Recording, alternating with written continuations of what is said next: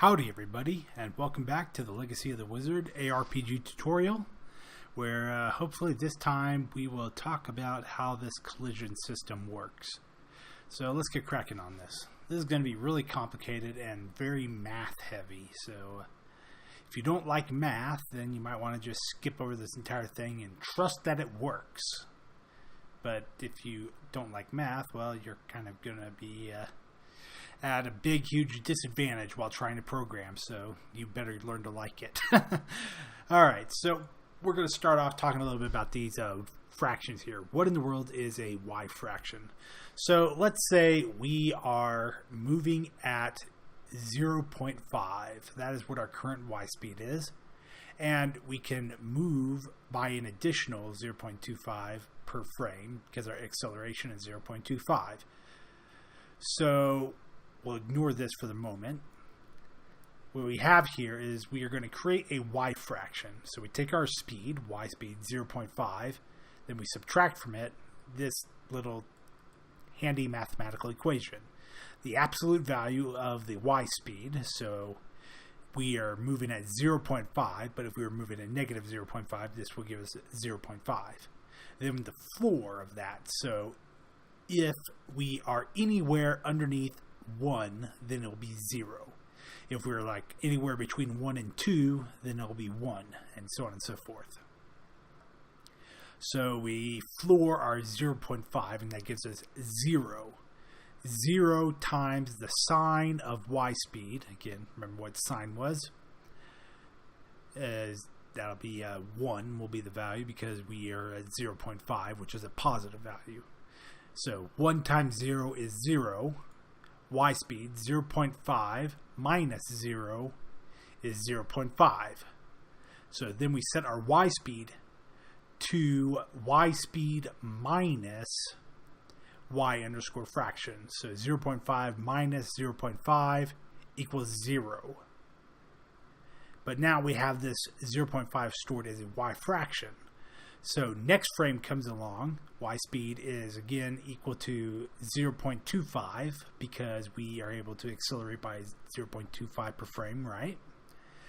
So then we add back in our y fraction, so now y speed is equal to 0.75. And we do that over and over until y speed is equal to 1. At which point then we don't actually subtract anything because y fraction will now equal out to 0.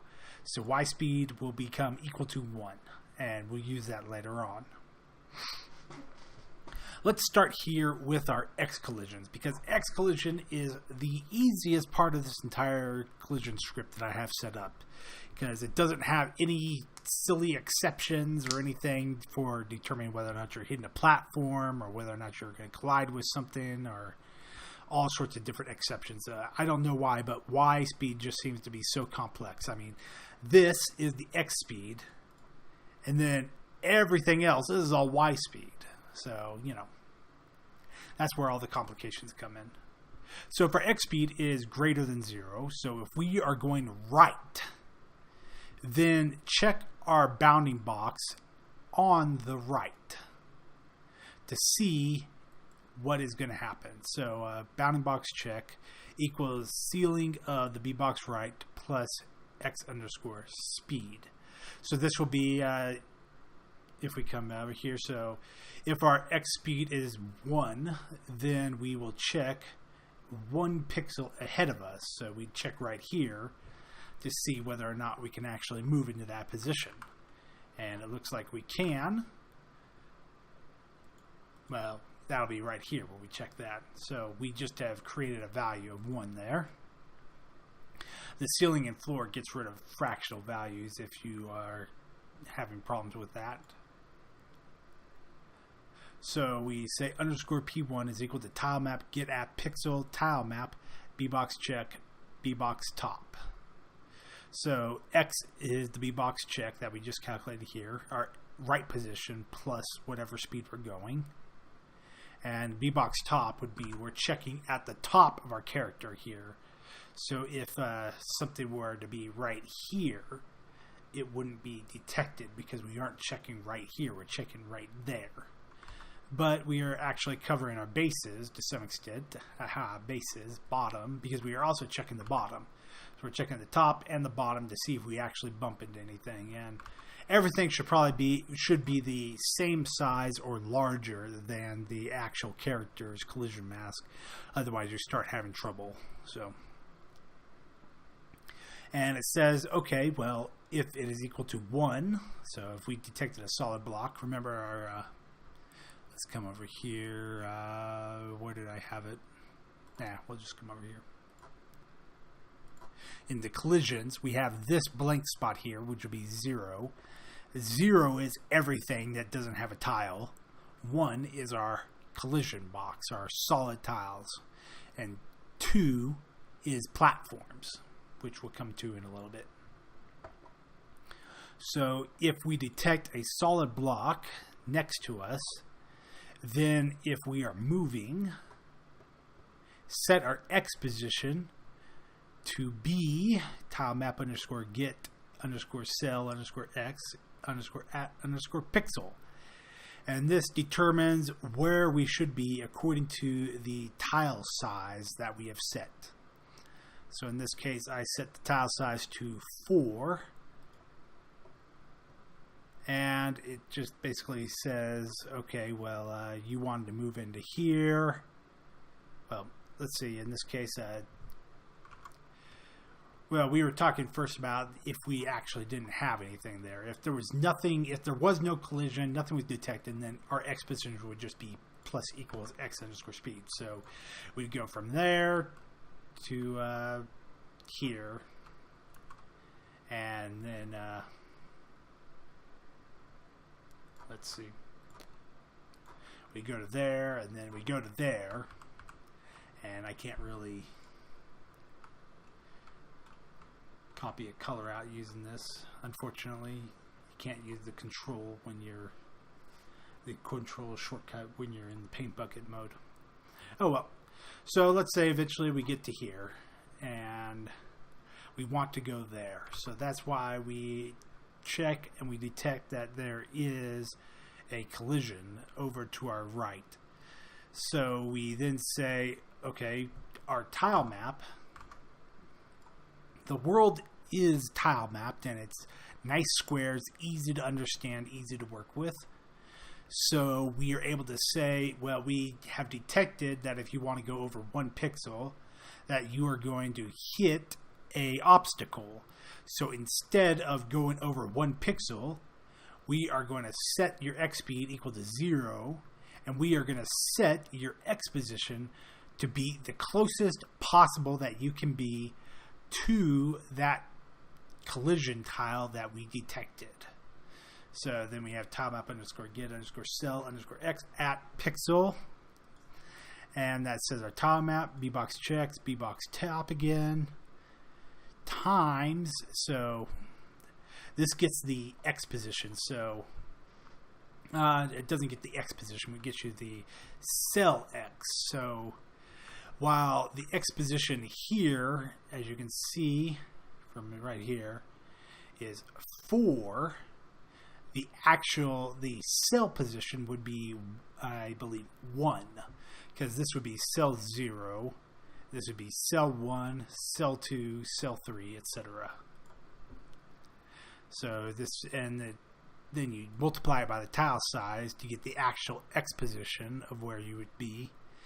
And then you add in the, let's see, X speed is greater than 0, so yeah, we're going right. So we find the X position where it would be right up next to the collision box. So if we come over here, let's just put in a, so if we're right here and we're trying to move into there, then it'll find it, multiply it by our tile size. So then let's come back over here so I can actually do the calculation a little bit easier. So it will say this is 1. 1 times tile size is equal to 4 plus X, our X position, minus the bounding box right. So if we were like 2 pixels wide, so if we were a 4x4 pixel again, a 4x4 character, then our X position would be at 2 minus the bounding box right, which would be 4. So that would give us -2 minus 1, -3.